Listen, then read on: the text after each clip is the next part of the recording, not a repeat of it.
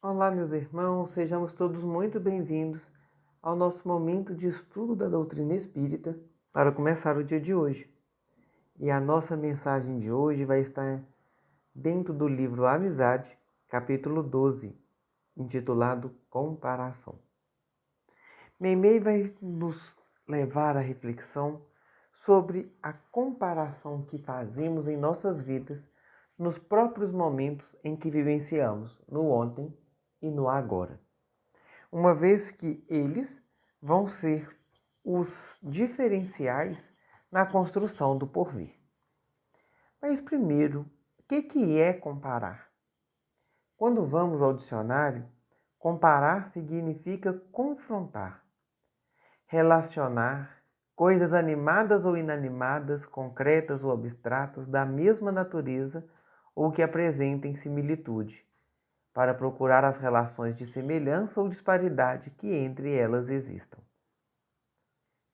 Então, nós não podemos comparar coisas diferentes, porque senão nós não vamos chegar a nenhuma conclusão plausível, uma conclusão real que possa fazer edificar o nosso pensamento.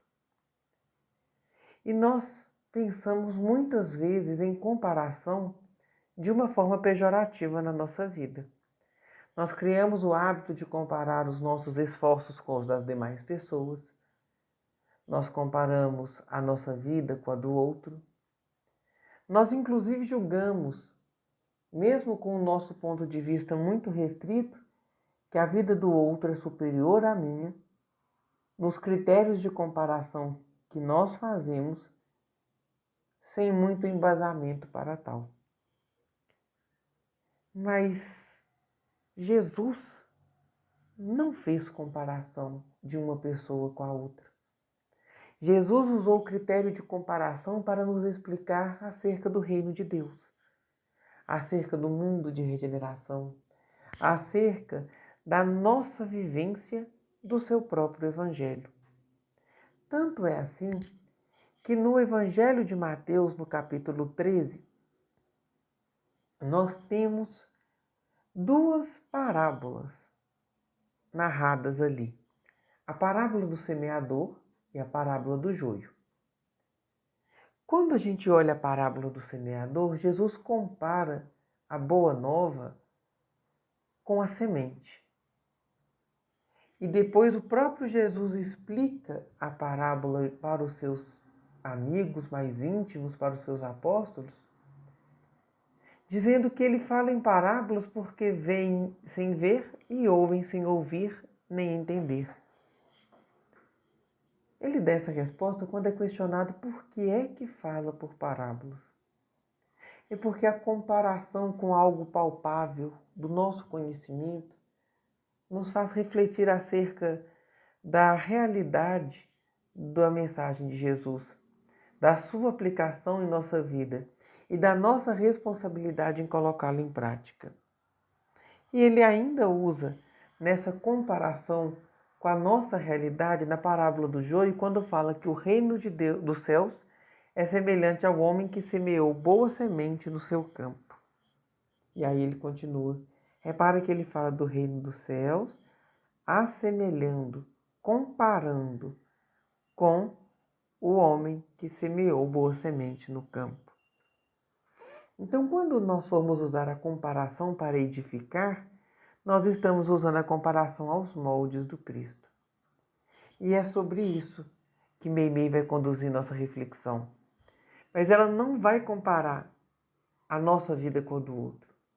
Vai comparar as nossas ações frente às tempestades ou às perquisições, aos estímulos que a vida nos oferece.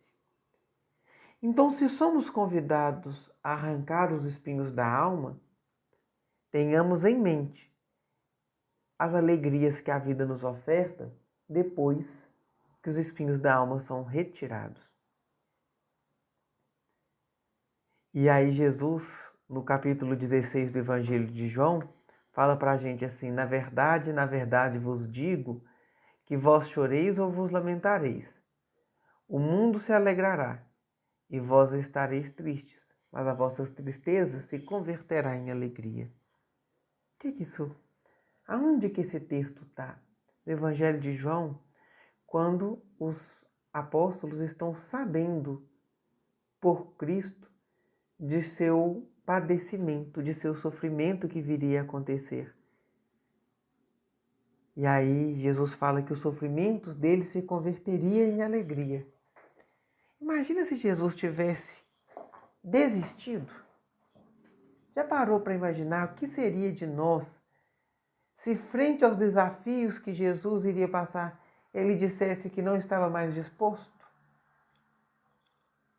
E quer sofrimento maior do que ele passou de humilhação, de perseguição, de incompreensão, depois das torturas, a continuidade da humilhação, uma morte infame. Mas ele sobressaiu a isso tudo, porque sabia da vontade do Pai, trouxe a consciência da imortalidade do Espírito, trouxe para nós essa tristeza que vale a pena viver quando estamos seguros diante do cuidado de Deus. Porque essa tristeza se converte em alegria. E é essa a esperança do cristão, de que nada de que passamos nós nessa vida é em vão.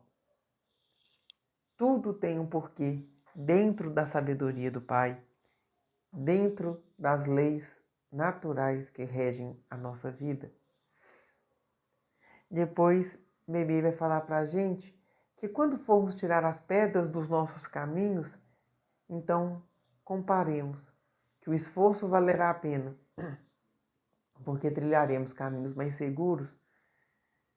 E o próprio Jesus, ainda no Evangelho de João, no capítulo 14, nos garante que Ele é o caminho, a verdade e a vida. Ninguém vai ao Pai a não ser por Ele. Então, se é no caminho da fé que é necessário tirarmos as pedras de tropeço para seguirmos ao Mestre, o façamos. E quais são as pedras que podem estar impedindo com que a nossa fé caminhe? Seria as pedras da ignorância, do medo?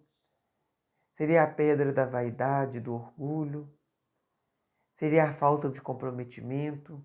Porque tudo isso é tratado pelo próprio Evangelho. É cuidado pelo próprio Evangelho.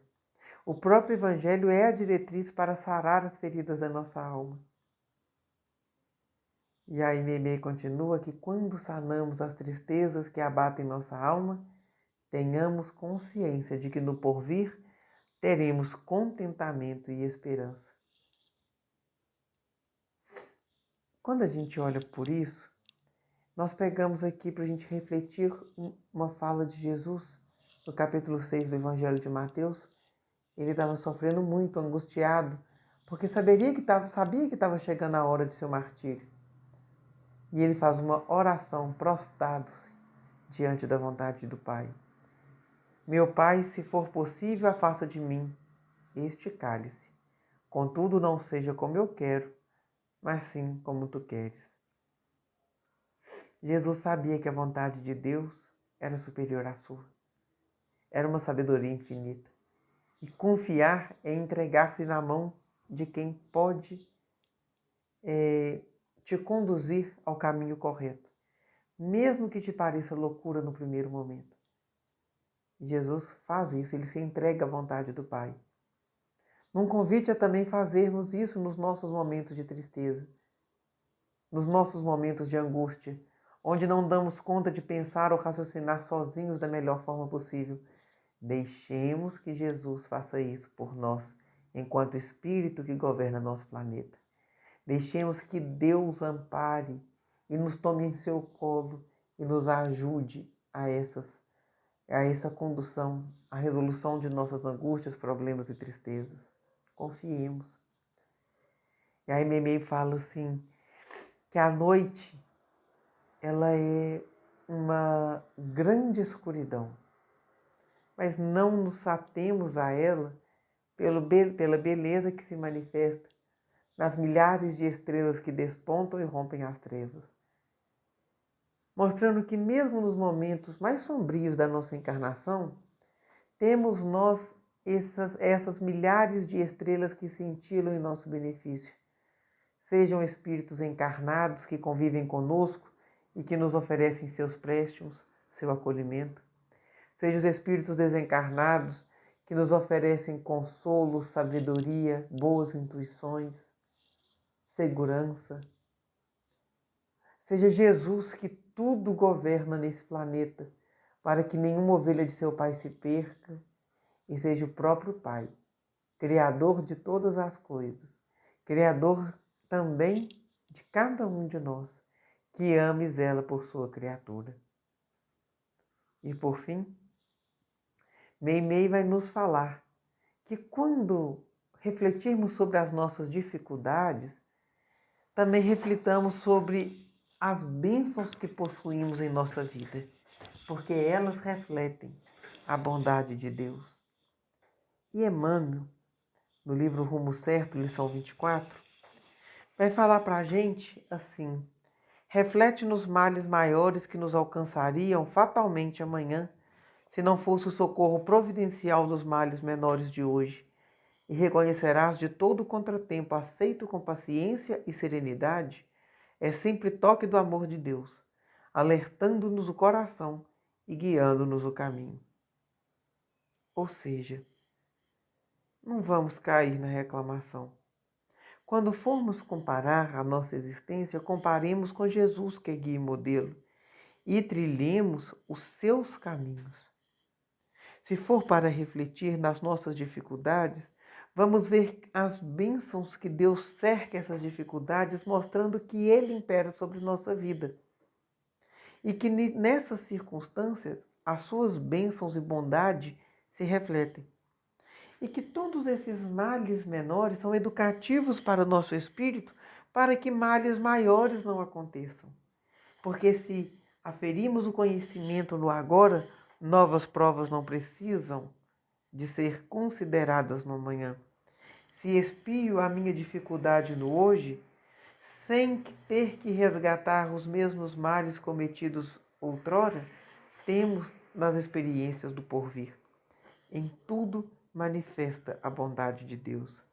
E se formos mais uma vez comparar a nossa existência, comparemos com a bondade de Deus que manifesta em nós. E para a gente terminar a nossa reflexão de hoje, vamos então à mensagem de Meimei, capítulo 12, intitulado Comparação.